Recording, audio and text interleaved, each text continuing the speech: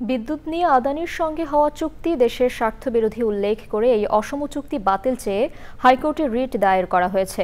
Supreme কোর্টের আইনজীবী barrister M Abdul Qayyum এই রিট আবেদন করেন। বিচারপতি ফারাহ মাহবুব এবং বিচারপতি দেবাশিস রায় চৌধুরীর বেঞ্চে রিটটির শুনানি হবে বলে জানিয়েছে আইনজীবী। এর আগে গত 6 নভেম্বর বিদ্যুৎ নিয়ে ভারতের আদানি গ্রুপের সঙ্গে সব চুক্তি বাতিল চেয়ে সরকারকে আইনি নোটিশ দেয়া হয়।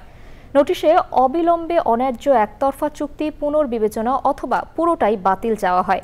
3 দিনের মধ্যে আদানিকে এই ঘটনায় চুক্তি পুনর্বিবেচনার কার্যক্রম শুরু না করলে হাইকোর্টে রিট করবেন বলেও জানান ওই আইনজীবী।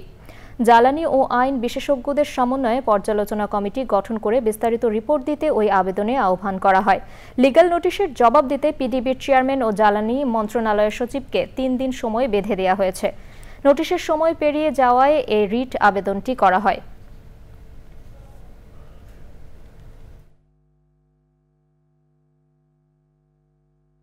পরিবর্তন করে ন্যায্যতা এবং সমতার ভিত্তিতে এবং বাংলাদেশের জাতীয় স্বার্থ রক্ষিত হয় এরকম শর্তসমূহ যেন এখানে পুনর্বিবেচনা করে নিয়ে আসা হয়। এবং এটা করতে যদি আদানি গ্রুপ তারা রাজি না হয় তাহলে এই চুক্তিটাকে বাতিল করে দিতে হবে।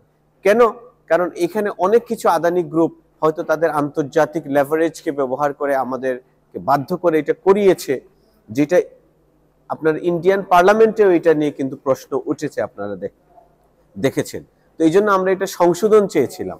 যদি তারা এটা সংশোধন করতে ব্যর্থ হয় তাহলে বাংলাদেশের স্বার্থ ক্ষুণ্ণ করে এই চুক্তি তো চলতে দেওয়ার কোনো মানে হয় না। আমরা এটাই সরকারের কাছে চেয়েছি।